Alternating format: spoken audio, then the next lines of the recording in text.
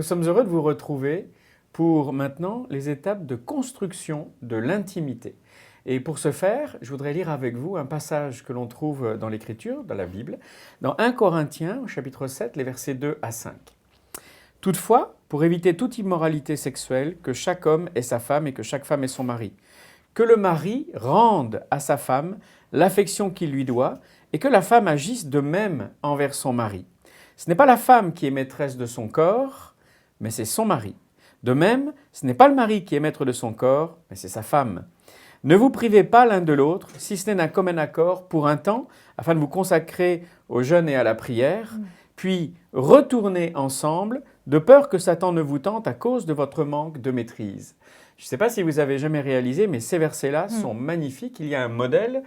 Il y est dit que d'abord l'homme doit commencer, se concentrer sur les besoins sexuels de son épouse, et elle fait de même. Et puis il nous est dit de ne pas se priver l'un de l'autre au niveau de notre intimité sexuelle. Ici, c'est très soft dans le verset. Le terme employé, c'est l'affection, mais c'est vraiment des besoins sexuels dont on parle ici, puisque le corps appartient à l'autre, on parle vraiment de l'intimité sexuelle. Donc on va regarder avec vous comment elle se construit au niveau du corps, étape après étape. Cette intimité sexuelle, on passe pas directement la plupart du temps aux parties génitales, mais elle se construit vraiment entre eux, le mari et la femme. Alors, la première chose, c'est d'abord nos yeux qui se portent sur le corps de l'autre. C'est la phase d'attraction. Il est indispensable de ne pas se cacher, mais de laisser notre conjoint nous regarder. Très important pour les femmes de comprendre cela, en fait, parce que les hommes ont une banque à images remplie des images qui vont les stimuler au niveau de leur sexualité, comme on en a parlé dans un des modules précédents. Et le plus la banque à images est remplie du corps de leur femme, le mieux c'est. Et puis le regard des yeux de la femme sur le corps du mari va aussi l'aider dans la stimulation sexuelle. Vous pouvez faire passer plein de messages avec les yeux et dire à votre conjoint que vous le dévorez des yeux et que son corps vous tente et que ça déclenche en vous une envie de lui ou de elle. Très important, les yeux sur le corps. Et puis ensuite, les yeux à yeux. Comment s'est passé le petit exercice que vous avez fait pendant les 3 minutes de vous regarder dans les blancs des yeux sans rien dire? Vous avez vu ce que ça déclenche en vous? Regardez dans les yeux de l'autre, lance un message d'attraction mutuelle et de réciprocité. On a coutume de dire que les yeux sont la porte de l'âme. Oui. C'est indispensable que, avant de faire l'amour, eh bien vous regardiez dans l'âme de votre conjoint et que vous sachiez lire à l'intérieur au travers de son regard. Ensuite, eh bien, c'est la voix. Donc il est indispensable que la voix entre en ligne de compte, bien entendu, que l'on peut se parler dans ces moments-là, et particulièrement des mots d'amour, des mots doux. La communication verbale est indispensable. Voilà un conseil que je donne souvent aux femmes qui veulent essayer à stimuler leur mari d'une façon différente. Je leur dis, va le voir quand il est en train de travailler ou si vous n'êtes pas dans le même endroit ou s'il est en train de regarder un match et puis tu te mets à côté de lui, tu lui laisses regarder avec ses yeux un morceau de ton corps ou une partie de tes dessous sexy qui vont attiser la flamme dans son cœur et puis tu lui susurres quelque chose avec ta voix à l'oreille, un langage sexuel qui, tu sais, va lui convenir et puis ensuite tu t'en vas. Et tu vas voir comment ça va déclencher des choses en lui et stimuler l'intimité sexuelle. Donc la voix extrêmement importante. Ensuite, évidemment, on va passer à la main dans la main. Ce contact physique est le premier niveau de contact physique, mais il est extrêmement stimulant pour la sexualité. Il va démarrer quelque chose dans le corps de l'autre. Donc apprendre à se prendre les mains, c'est presque, quand on est marié en tout cas, presque un premier contact sexuel.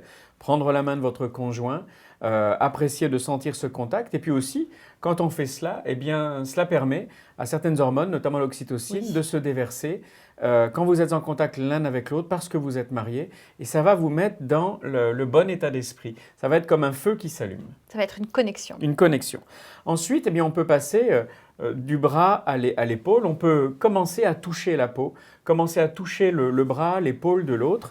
C'est une première démonstration d'intimité. C'est un premier contact qui rassure et puis qui dit « je t'aime et j'ai envie de toi ». Qui donne un sentiment de protection aussi. Quand le mari met son bras sur l'épaule de sa femme, ça déclenche vraiment un sentiment de sécurité. Je me souviens quand on était pasteur en France, Eric, quand on était assis pendant les cultes, mettait son bras autour de moi et plusieurs couples nous ont dit qu'en fait, ça les avait aidés à guérir au niveau de la sexualité, de voir que c'était parfaitement acceptable que pour un couple pastoral de démontrer cette protection et cette intimité au niveau du physique, simplement en mettant le bras sur l'épaule de l'autre. Donc, beaucoup de protection et de sécurité se dégagent de ça. Puis ensuite, le bras autour de la taille aussi. Créer un sentiment de rapprochement, puisqu'on se rapproche les deux corps au niveau de la taille. Donc là, on va commencer à s'approcher de la partie des organes génitaux, etc. Mais même en étant habillé, évidemment, de l'extérieur, en mettant le bras autour de la taille de l'autre, on se rapproche. C'est aussi une façon de dire « tu es à moi, je suis à toi » parce que personne d'autre que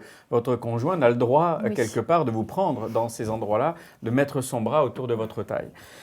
Ensuite, de visage à visage. Le visage est extrêmement important et évidemment, quand on pense visage, on pense à baiser. Et important de commencer par des baisers, que ce soit des baisers légers ou bien le baiser à la française, comme on dit dans le monde anglo-saxon, c'est-à-dire plus appuyé, avec toute la bouche engagée. Les fluides vont commencer à se mélanger ici. C'est une très bonne étape de préparation du corps aussi.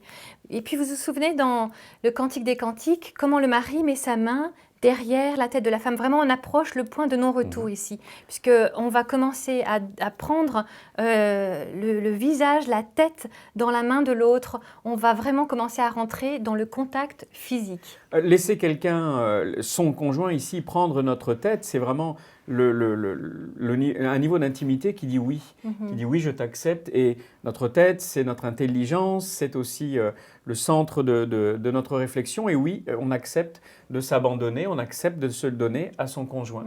Donc c'est un geste très tendre, mais en même temps qui signifie beaucoup. Ensuite, on va passer à la découverte du corps avec la main. Absolument, avec la main. Vos mains, toujours bien entendu, ont une fonction de découverte qui est à la fois une découverte, qui est aussi un signe de réassurance. Ça nous met en confiance. Ma main découvre le corps de l'autre, c'est une nouvelle lecture. Il y a la lecture au niveau des yeux, il y a la lecture au niveau de la main et du toucher. Indispensable de ne pas aller trop vite sur ces étapes et de redécouvrir le corps de l'autre au travers de la caresse. Et puis, la bouche ensuite passe au sein, la bouche du mari vers les seins de sa femme. Quand une jeune maman vient d'accoucher et qu'elle allaite, en fait, les premiers jours d'allaitement déclenchent des contractions au niveau de l'utérus qui vont faciliter la cicatrisation de l'utérus. C'est une façon d'illustrer et une preuve, en fait, que la poitrine de la femme est connectée avec ses parties, ses organes génitaux, avec l'utérus, etc. Donc, quand la bouche du mari se pose sur la poitrine de la femme, ça va commencer à ouvrir les vannes plus bas, en fait, et toute la lubrification va se mettre en place. Alors, messieurs, si vous voulez vraiment respecter l'enseignement de la Bible, dans Proverbe 5, il y a un verset qui dit de se réjouir des seins de sa femme. Donc, soyez bibliques et mettez ça en pratique, et notamment en embrassant les seins de votre épouse. Je suis sûr que tous les deux, vous y trouverez du plaisir. Et puis ensuite, on continue la construction de l'intimité sexuelle. Vous voyez, là maintenant, on est dans le point de non-retour, avec la main qui va aller vers les parties génitales de votre conjoint. Une stimulation, des caresses de la main de la femme ou des mains de la femme vers le sexe de son mari vont évidemment le préparer à ensuite la consommation complète, l'acte sexuel complet. Et puis les mains du mari vers le sexe de son épouse, indispensable aussi de communiquer, de dire ce qui est important pour vous, ce qui peut vous faire mal, ce qui peut être ce que vous préférez dans ces moments-là. Il est indispensable d'en parler, ce n'est pas, en étant positif, ce n'est pas de dire ne fais pas ceci ou fais cela, mais plutôt j'aime bien que tu fasses ceci, cela, parce que c'est important de vraiment se participer tous les deux, de se laisser découvrir par l'autre, d'une manière qui ne blesse pas, mais qui au contraire épanouisse. Voilà un très bon moyen de communiquer à l'autre les points de stimulation de notre corps que le mari peut découvrir avec ses caresses au niveau de la main à la partie génitale. Et puis on va avoir aussi, si ça rentre dans le cadre de votre triangle, vous vous souvenez au tout démarrage de la formation, Eric a expliqué les 3 règles d'or pour pouvoir écrire la musique de notre relation sexuelle. Un des 3, c'est un feu vert des 2 côtés. Donc si vous avez un feu vert des 2 côtés, eh bien la bouche, les baisers aux parties génitales de son conjoint peuvent faire partie de la construction de l'intimité ici. Il faut que tous les deux vous soyez d'accord, mais ça va vraiment préparer vos corps l'un à l'autre, à l'acte sexuel. Et comme on l'avait vu dans Cantique des Cantiques, Alors, certains mari exégètes en parle, disent qu'en fait, et on ne veut absolument pas vous offusquer ici, mais certains exégètes pensent qu'il y a une description aussi d'actes sexuels oral dans le Cantique des Cantiques. Et puis ensuite, on passe à la phase finale. Qui est génital à génital, qui est l'accomplissement. Là, on en parlera peut-être un peu plus en détail, mais évidemment, c'est l'aboutissement de la relation physique, de tout ce qui s'est préparé en amont arrive à ce moment-là, et c'est le plein épanouissement ensemble, la pleine communion de l'acte sexuel. Donc, si vous en êtes au stade, après tous ces modules déjà partagés ensemble, vous êtes au stade où vous voulez reconquérir votre intimité sexuelle. On vient de vous décrire des étapes très systématiques et très pratiques.